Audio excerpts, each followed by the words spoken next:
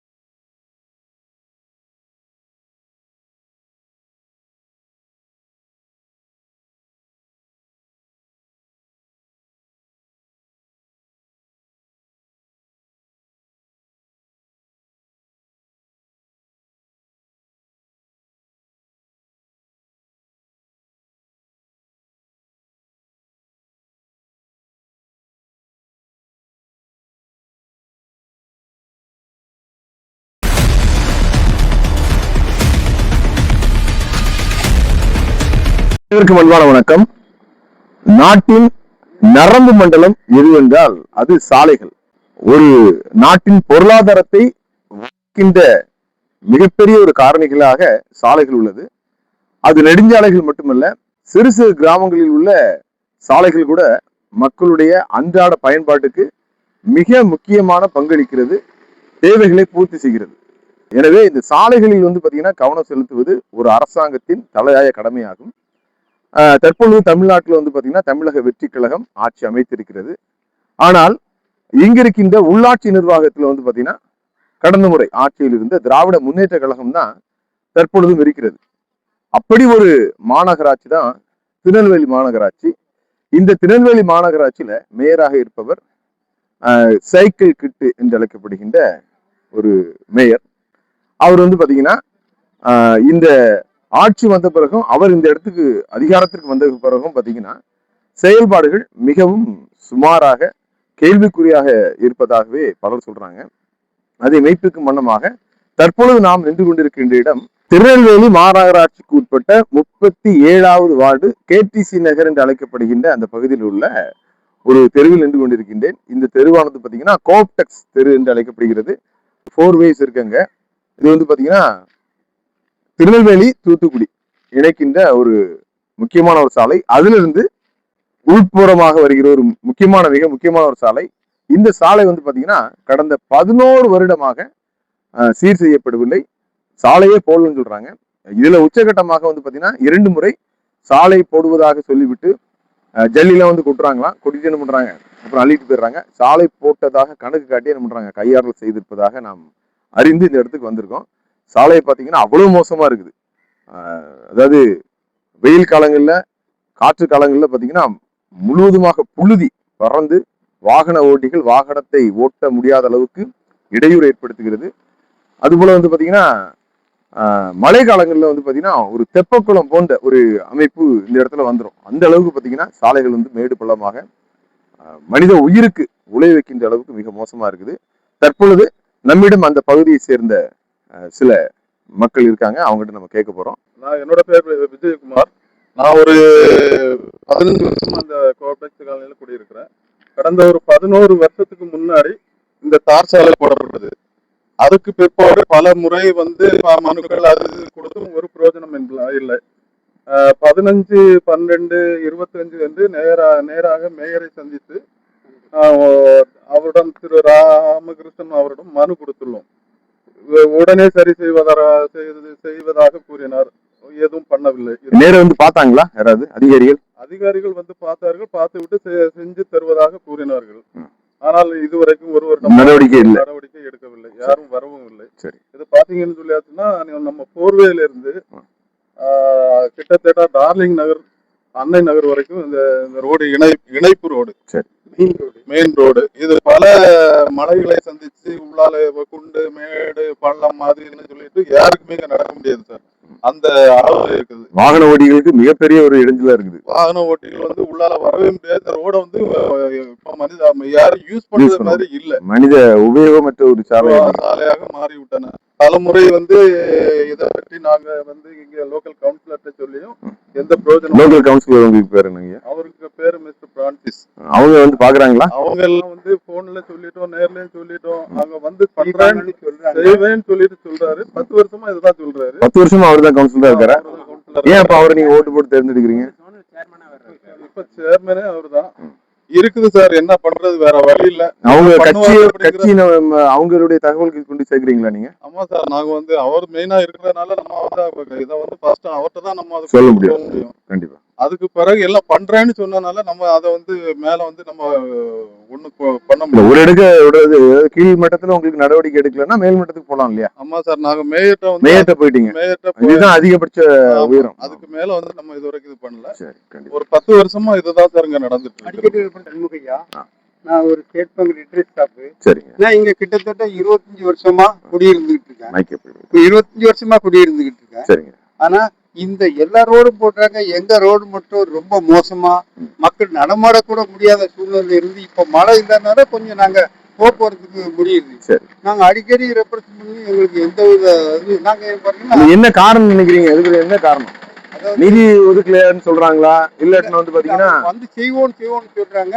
ஆனா இது வரைக்கும் நல்ல ஒரு ஆக்ஷன் எடுக்கிறாங்க. கிட்டத்தட்ட 11 வருஷமா போடல. ஒரு 11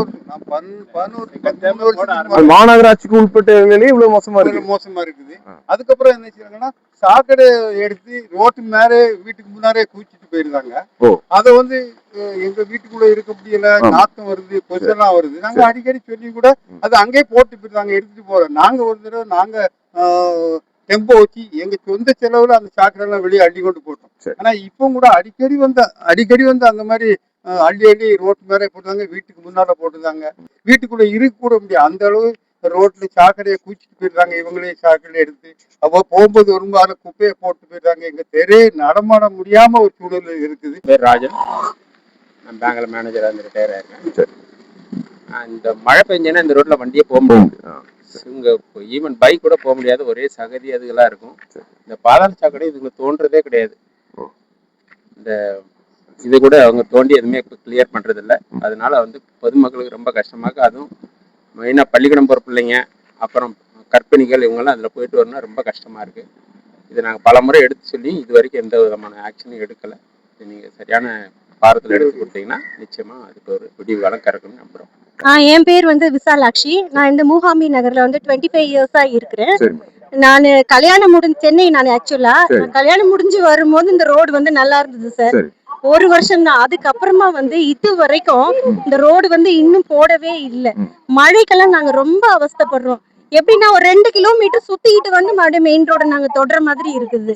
அதனால வந்து கூடிய சீக்கிரத்துல எங்களுக்கு வந்து என்ன பண்ண முடியுமோ இந்த கவர்மெண்ட் எங்களுக்கு பண்ணி கொடுத்தா ரொம்ப யூஸ்ஃபுல்லா இருக்கும். வண்டியே வர முடியாது சார், ரொம்ப சிரமமா இருக்கும். எங்க குழி இருக்குது, எங்க மேடா இருக்குது, எங்க பள்ளமா இருக்குதுன்றதே தெரியாது சார். 25 இயர்ஸா இருக்கு சார். இது 25 இயர்ஸ் ரோடு போட்ட மாதிரி காமிச்சாங்களா என்னன்னு எங்களுக்கு ஒண்ணும் தெரியல. இந்த உள்ளாட்சி அமைப்புகள்லாம் வந்து உங்களை பாக்குறாங்களா? பாக்கல சார், இது வரைக்கும் வரல சார். இது வரைக்கும் யாருமே வரல.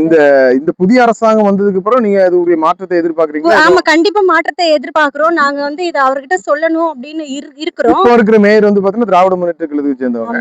அவங்க உங்களுக்கு எதுவும் செய்யலன்னு சொல்றீங்க?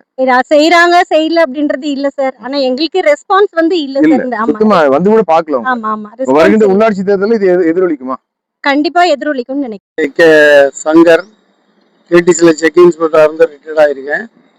மக்கள் போக வர வச்சு ரொம்ப இடைஞ்சலா இருக்கு. குண்டு மூலியமா இருக்கு, ஏகப்பட்ட பேர் விழுந்து இருக்கு. அதுதான் போக வேண்டியிருக்கு, வர வேண்டியிருக்கு. மழை காலத்துல எல்லாம் வண்டியே ஓட்ட முடியாது, ரொம்ப கஷ்டமா இருக்கு. நீ யாரா உள்ளாட்சி பிரதிநிதிகிட்ட சொன்னீங்களா? கண்டிப்பா கவுன்சிலர்கிட்ட முதற்கொண்டு சொல்லியாச்சு. சரி. அவங்க வந்து பாதாள சாக்கடை ஸ்கீம் இருக்கு, பாதாள சாக்கடை போடுவோம்னு சொல்லிட்டு இருக்காங்க. வருஷம் 7 வருஷம் முடிஞ்சிட்டு. சரி, இன்னும் போடவே இல்லை.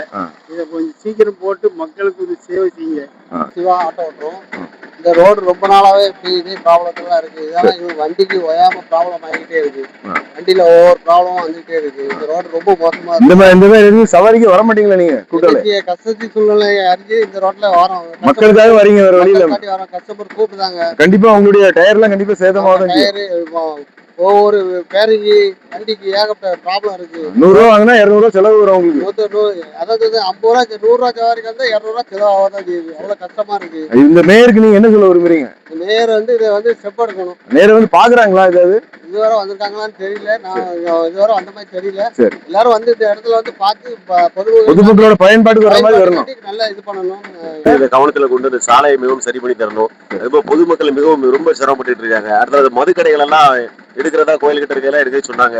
இதுவரை இந்த கோயில்கிட்ட இருந்த மதுக்கடை எடுத்த மாதிரி எடுக்கலையா? பொதுமக்களுக்கு பெரிய இடையூறு. மதுக்கடையால் பொதுமக்கள் பெண்கள் நடமாட முடியல. எந்த இடத்துல மதுக்கடை இருக்கு? காசி விஸ்வநாதர் கோயில் வாசல்ல இருக்கு. பழம்பெரும் பழமை வாய்ந்த சிவாலயம் அது. சரி. அந்த சிவாலயத்துக்கு முன்னால பயங்கரமா மது பிரியர்கள் குடிச்சிட்டு பாட்டில போட்டு அரசாங்கம் வந்து ஒரு 750 கடைகள் எடுத்ததா சொல்றாங்க. ஆனா இந்த கடை எடுக்கல. இந்த கடைக்கு எடுக்க சொல்லி நிறைய மனுக்களும் நாங்க கொடுத்துருக்கோம். நிறைய அமைப்புகள் மூலமா கொடுத்துருக்கோம், பொதுமக்கள் மூலமா கொடுத்துருக்கோம். புதிய அரசாங்கம் ஒன்னும் எடுக்கல. புதிய அரசாங்கம் எடுக்கல. இதுக்கு முன்னாடி உள்ள அரசாங்கமும் எடுக்கல. இந்த புதிய அரசாங்கம் இதை கவனத்தில் கொண்டு சரி செஞ்சீங்கன்னா மக்கள் மிகவும் சந்தோஷம் அடைவாங்க. மேலும் இந்த அரசுக்கு ஆதரவு கொடுக்கும் நிலையில ஈடுபடுவாங்க. இதே நிலை தொடர்ந்தால் மறுபடியும் மக்கள் வந்து என்ன செய்யணுமோ செஞ்சிருவாங்க. மிக்க மகிழ்ச்சி. என்னோட பேர் கந்தசாமி. கடந்த சட்டமன்ற தேர்தலிலே திராவிட முன்னேற்ற கழகம் மிகப்பெரிய ஒரு தோல்வியை சந்தித்தது. இதற்கு முக்கியமான காரணமாக கருதப்படுவது உள்ளாட்சி அமைப்புகளில் இருந்த ஏராளமான குளறுபடிகள், குறைகள். அதை நிரூபிக்கும் வண்ணமாக தான் இந்த சாலை பட்டவர்த்தமாக அது வெளிப்படுத்துகிறது. தற்பொழுது வந்து தமிழக வெற்றி கழகம் ஆட்சியில் இருந்தாலும் இங்கு உள்ளாட்சியில் வந்து நிர்வாகத்தில் இருக்குது திராவிட முன்னேற்ற கழகத்தால் தேர்ந்தெடுக்கப்பட்ட ஒரு மேயர். அவர் இந்த சாலையை சரி செய்யவில்லை என்றால், இது போன்று இருக்கின்ற குறைகளை கவனத்தில் எடுத்து அதை சீர் செய்யவில்லை என்றால், வருகின்ற உள்ளாட்சி மன்ற தேர்தலிலும் ஏற்கனவே சந்தித்த ஒரு தோல்வியை போல மிகப்பெரிய ஒரு தோல்வியை சந்திக்கும் என்று இங்கிருக்கின்ற மக்கள் கூறுகிறார்கள். எப்பவுமே வந்து பாத்தீங்கன்னா மக்கள் தான் இந்த ஜனநாயகத்தின் இறுதி எஜமான்கள். அவர்களுடைய வாக்கை நீங்கள் உதாசீனப்படுத்துவீர்கள் என்றால், அவர்களுடைய சொல்லை நீங்கள் கேட்காமல் உங்கள் விருப்பம்படி அதிகாரத்தில் இருக்கின்றோம், ஆட்சியில் இருக்கின்றோம், நாங்கள் நினைத்ததுதான் செய்வோம் என்று சொன்னால், மக்கள் ஆட்சியின் மகத்துவத்தை நீங்கள் ஏற்கனவே உணர்ந்திருக்கிறீர்கள். எனவே இங்கிருக்கின்ற மேயர் ராமகிருஷ்ணன் என்ற கிட்டு அவர்களும், இந்த ஏரியாவின் கவுன்சிலர் திரு பிரான்சிஸ் அவர்களும், அதுபோன்ற உள்ளாட்சி அமைப்புகளுடைய அதிகாரிகளும், இந்த வீடியோவை பார்க்கிறவர்களும் நீங்கள் தயவு செய்து அவர்கள் பார்க்கும் முன்னமாக ஷேர் செய்யுங்க. மக்களுடைய தேவை மிக முக்கியம். மக்களுடைய நலனுக்காகத்தான் அரசு, அது உள்ளாட்சி அமைப்பாக இருந்தாலும் சரிதான், அது மாநில அரசாக இருந்தாலும் சரிதான், மத்திய அரசாக இருந்தாலும் சரிதான், மக்களுக்கான நலத்திட்டங்களை செய்ய மறுக்கின்ற அரசு இந்த அரியணையிலிருந்து தூக்கி எறியப்படும் என்பதற்கு ஏற்கனவே நடைபெற்ற சட்டமன்ற தேர்தல் ஒரு சாட்சி. மீண்டும் காத்திருக்கின்றது உள்ளாட்சி தேர்தல். அதற்கு முன்பாக தற்போது இங்கு இருக்கின்ற திராவிட முன்னேற்ற கழகத்தின் நிர்வாகம், உள்ளாட்சி அமைப்பு திருந்தும் என்று நம்புகிறோம். கோப்டெக்ஸ் காலனி, KTC நகரிலிருந்து அதன்ராஜ் உங்களுக்காக. அனைவருக்கும்